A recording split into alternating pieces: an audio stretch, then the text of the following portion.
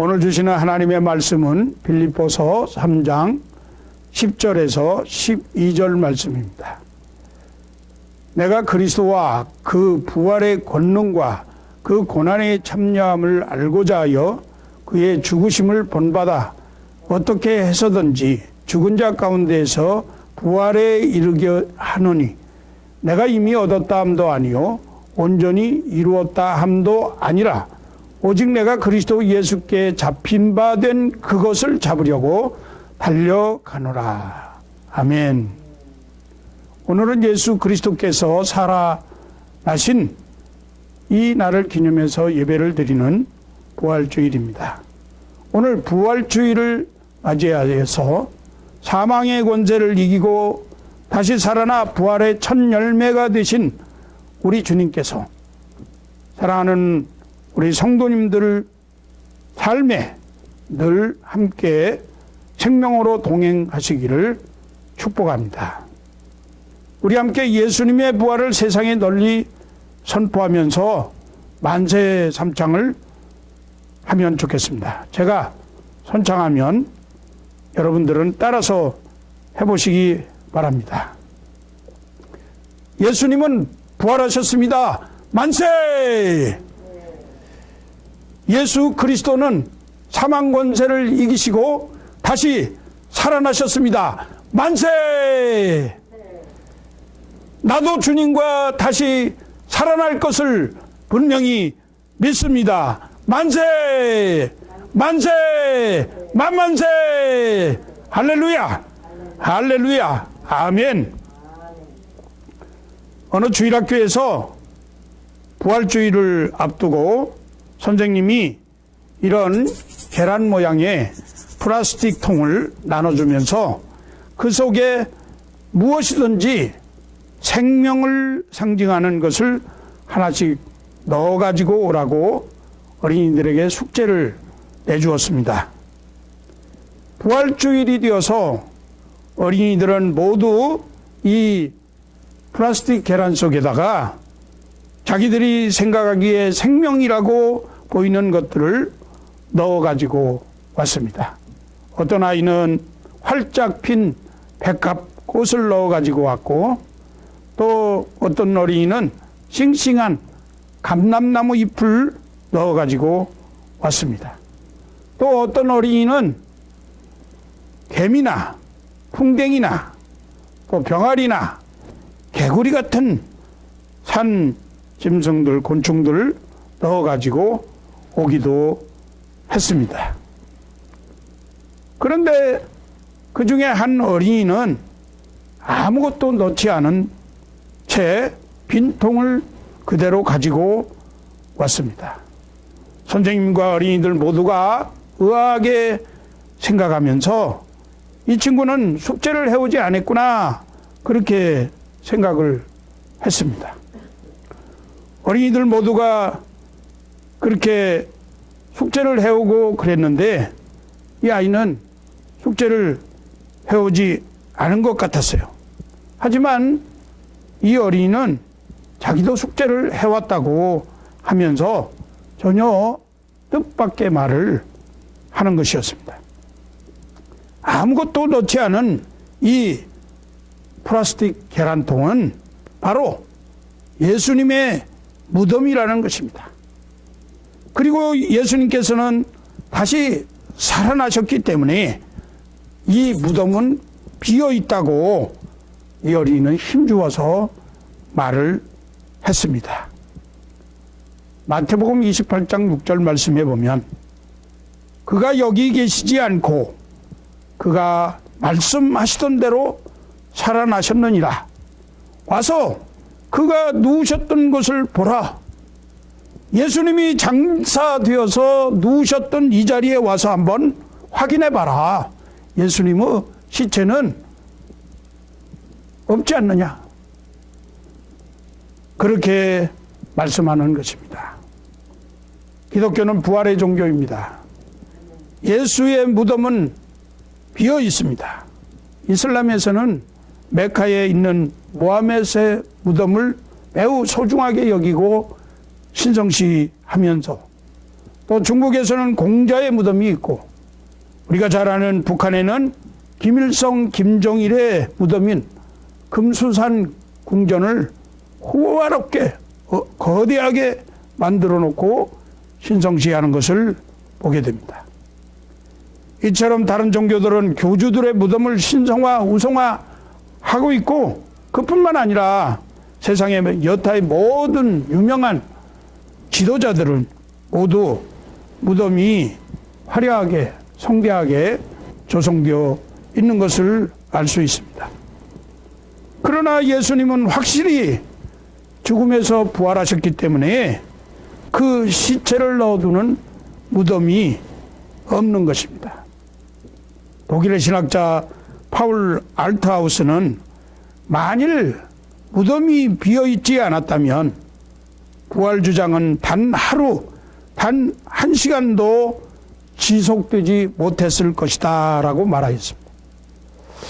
우리 그리스도인들은 부활하신 주님이 현재 여기 이 예배하는 자리에 우리 삶 가운데 살아계셔서 우리와 함께 동행하심을 믿고 살아나가는 것입니다. 우리가 처음 생각해 볼 것은 예수 그리스도의 부활 사건은 역사적인 실제 사건이라는 것입니다. 기독교인에게 예수님의 부활의 육체를 믿는 것 굉장히 중요한 문제입니다. 십자가 복음의 완성인 예수님의 육체적 부활을 믿지 못한다고 하면 예수님은 하나님도 아니고 나의 죗값을 치를 능력이 없고 또 치르지도 못하였다고 인정하는 결과를 가져옵니다. 많은 분들이 예수님의 부활을 믿기 어려워합니다.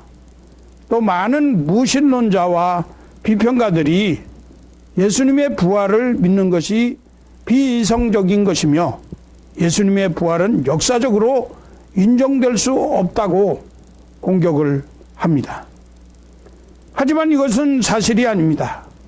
오히려 역사 기록들과 당시의 상황을 이해한다고 하면 예수님의 부활이 있었다는 것은 가장 합리적이고 이성적인 결론임을 우리가 알 수 있습니다.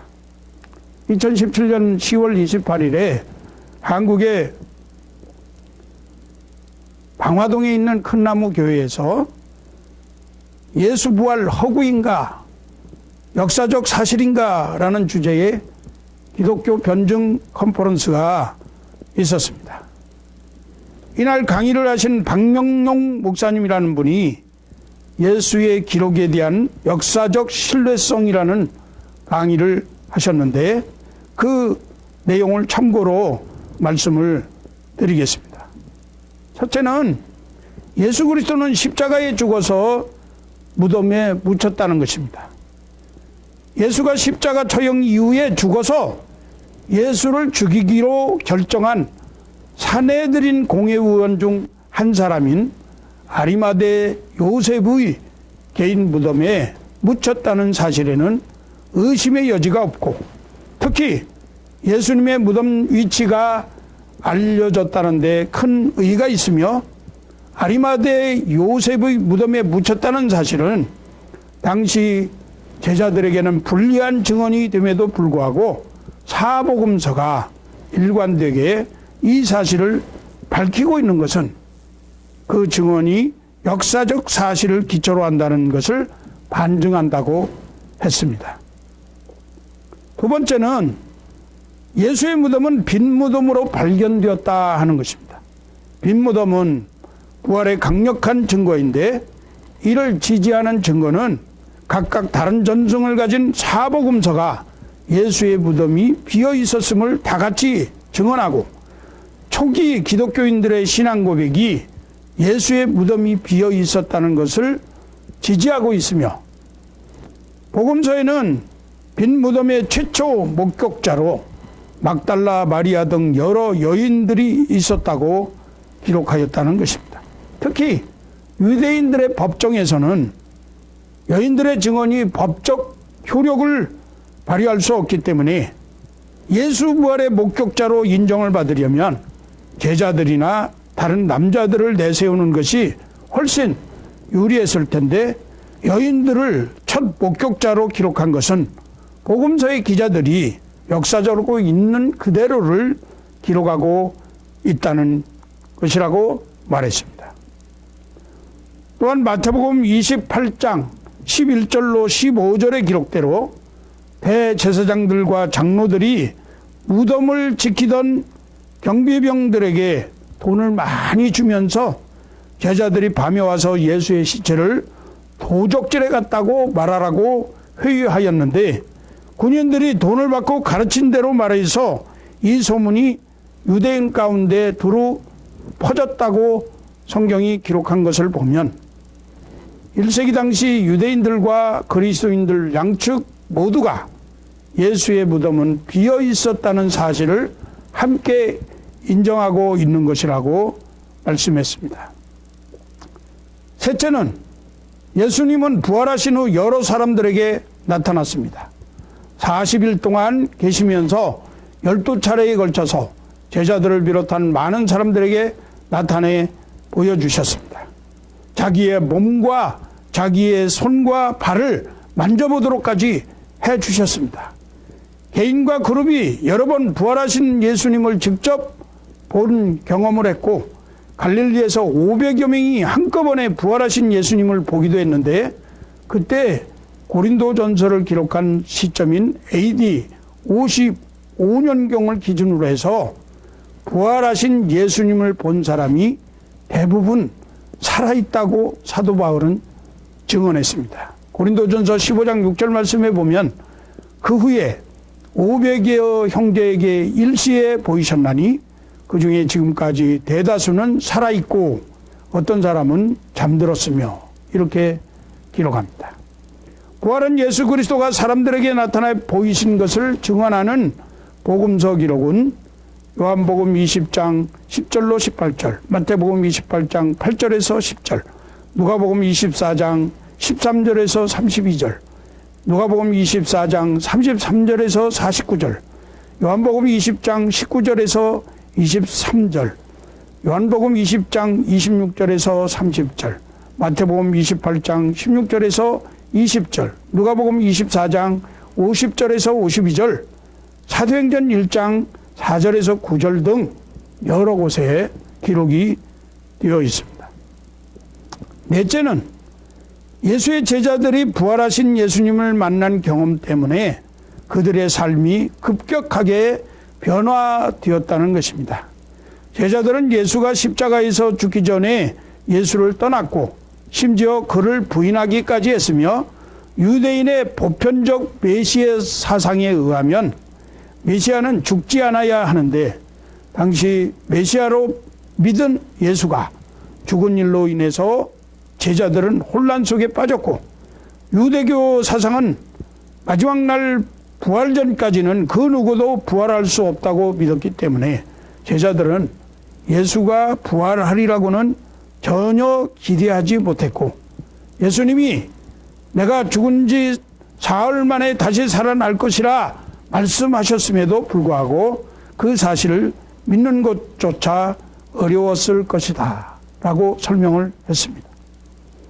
그런데 그러한 제자들이 예수의 죽음 이후에 며칠이 못 되어서 예수가 부활했고 자신들이 부활한 예수를 직접 봤다고 선포하기 시작했으며 더욱이 부활 사건 이후에 그들의 남은 생애는 완전히 바뀌었고 그들의 부활신앙 때문에 기꺼이 죽고자 했으며 실제로 많은 사람들이 순교를 당했는데 이는 제자들이 혼돈 상태와 자신의 목숨을 걸 만한 그런 확신 속에서 그 사이에 부활한 예수님을 직접 만난 사건이 있었음을 신약 성경은 명확히 밝히고 있다고 이렇게 강의를 했습니다.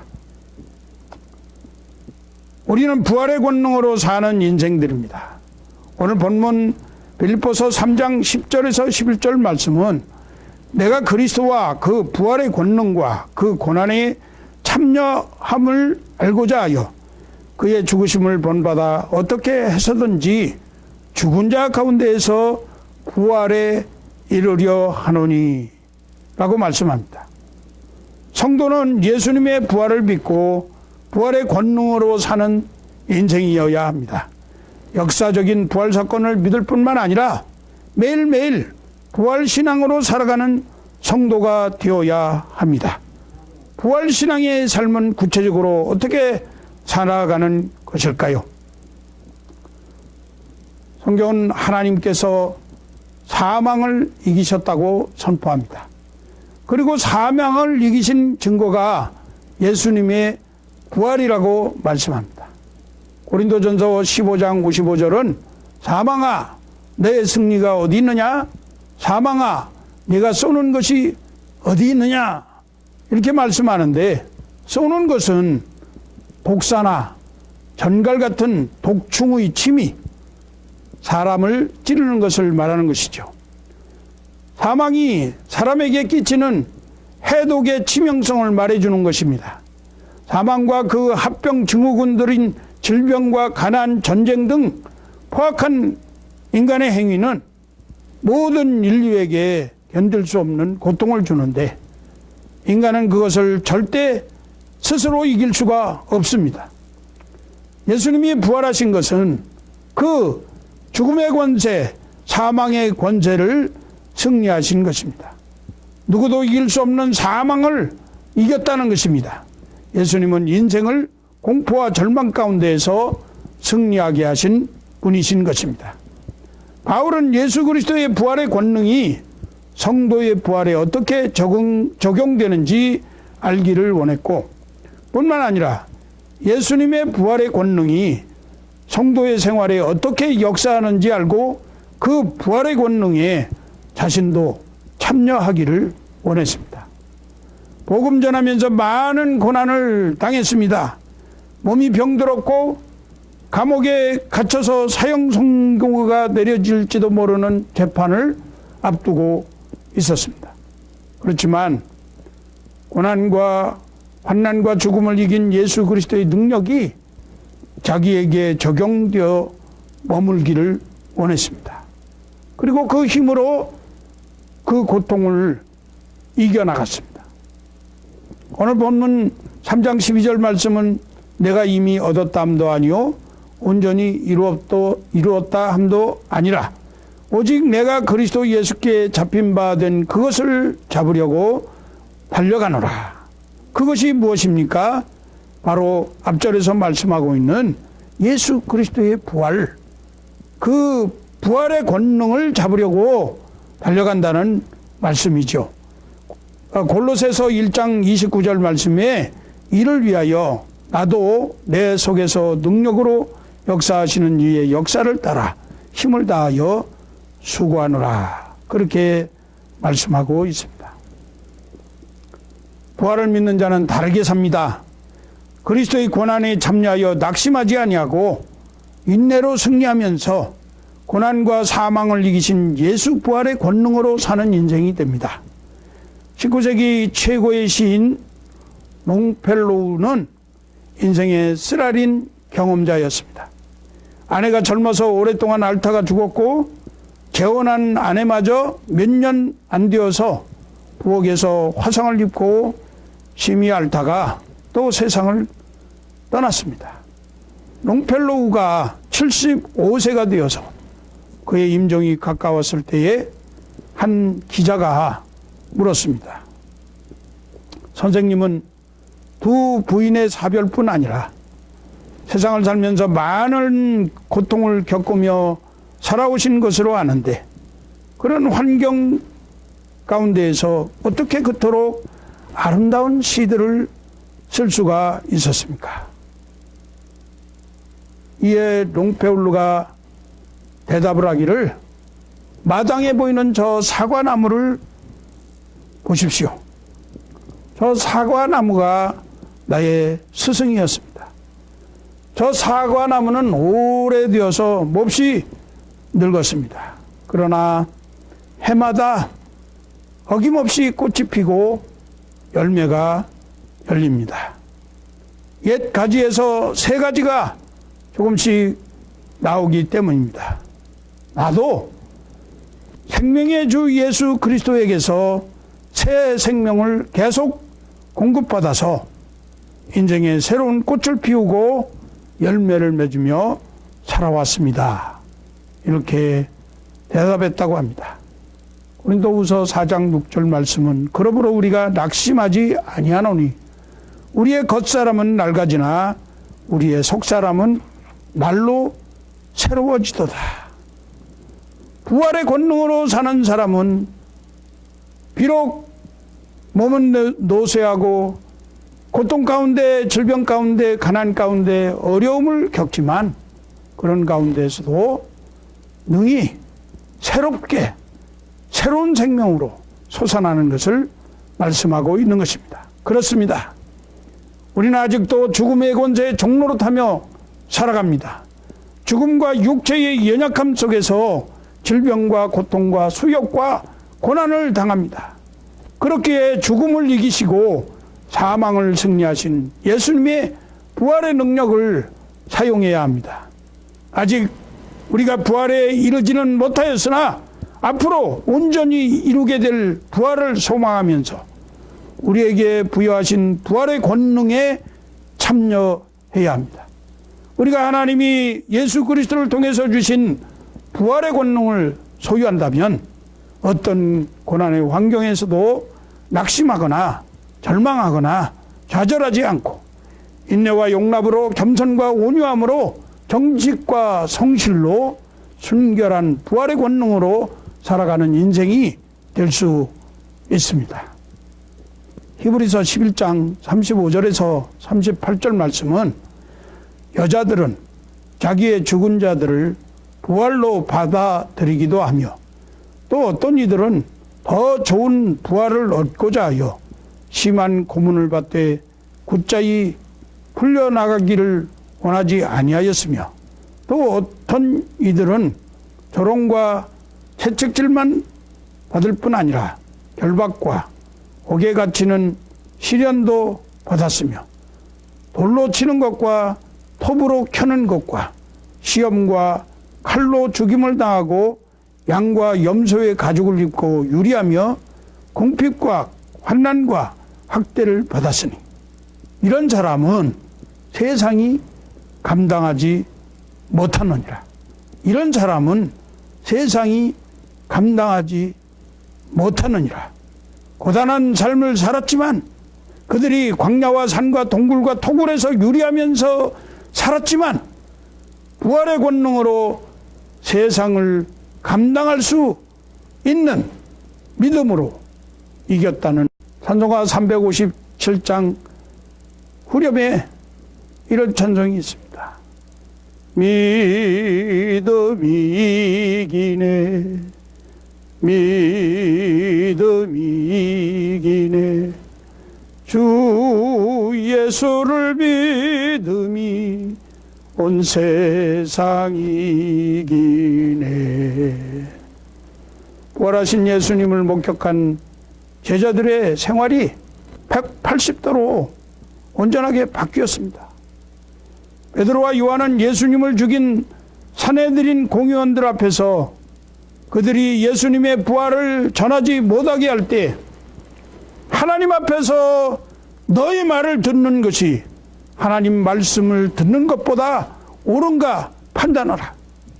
우리는 결코 보고 들은 것을 말하지 아니할 수 없다. 이렇게 말을 했고 결국 그들은 순교를 당하기까지 부활의 복음을 전했습니다.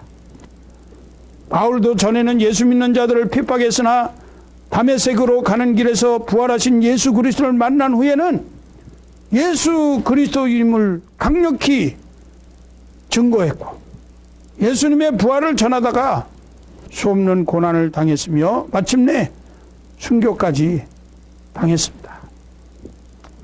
사도행전 3장 1절로 26절 말씀에 보면은 나면서 안전병이 된 자가 고침을 받았다는 기록이 나옵니다.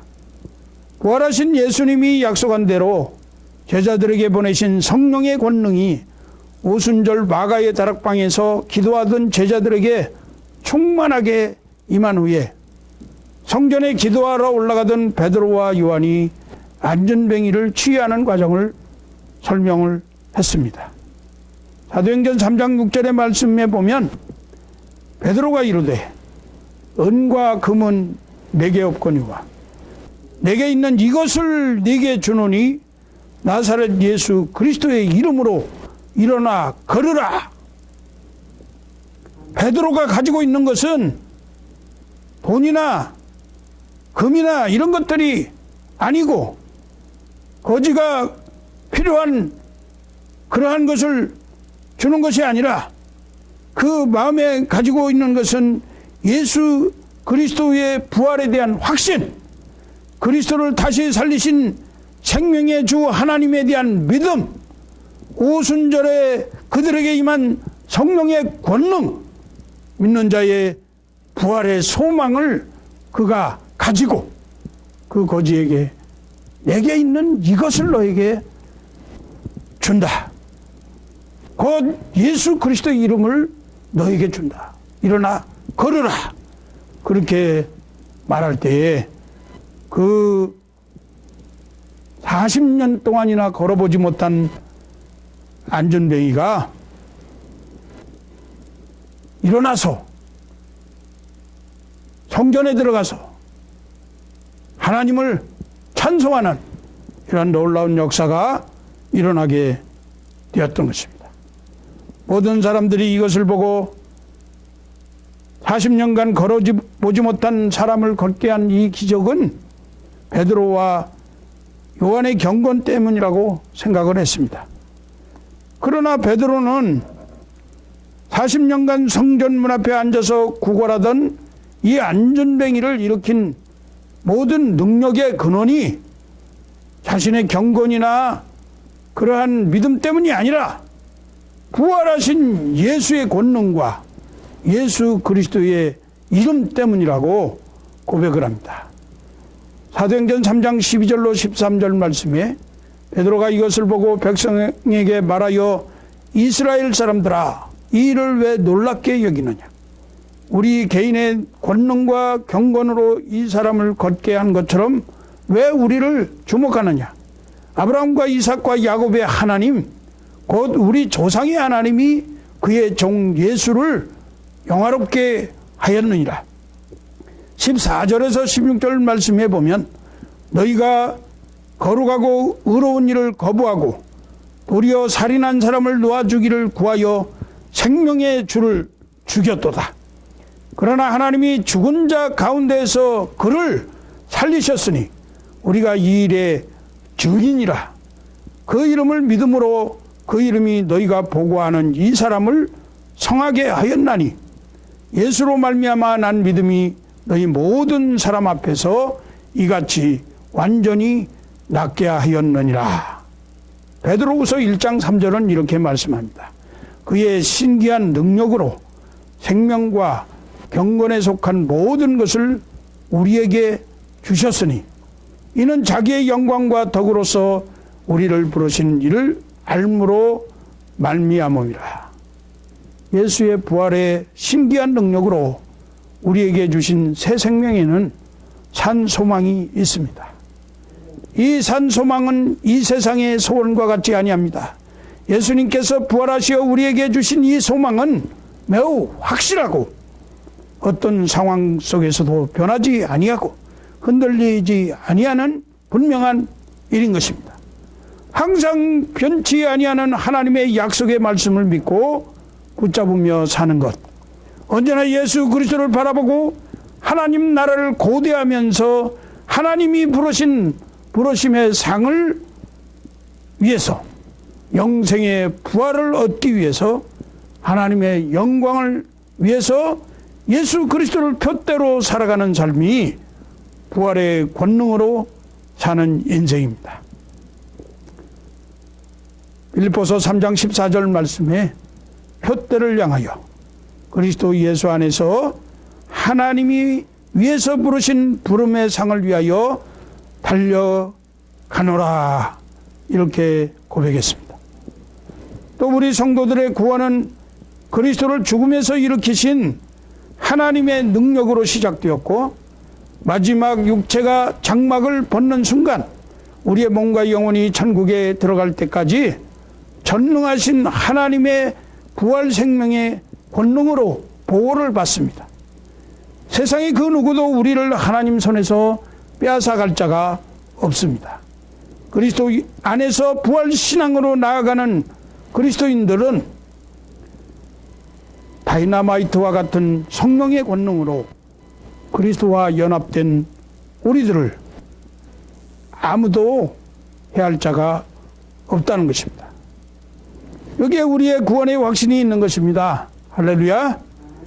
우리의 구원의 확신은 우리의 의지나 우리의 감정에 달려 있는 것이 아니라 창세전에 이미 하나님이 택하신 주권 아래에 있고 예수 그리스도의 십자가 죽음을 이기신 죄사함의 공로와 부활 생명의 권능, 세상 끝날까지 함께 하시는 성령의 보호하심에 있는 줄로 믿습니다. 예수 그리스도를 죽음에서 다시 살아나게 하신 하나님의 능력의 손길이 오늘도 여러 성도님들을 붙들고 계심을 믿으시기 바랍니다. 이제 말씀을 맺으려고 합니다.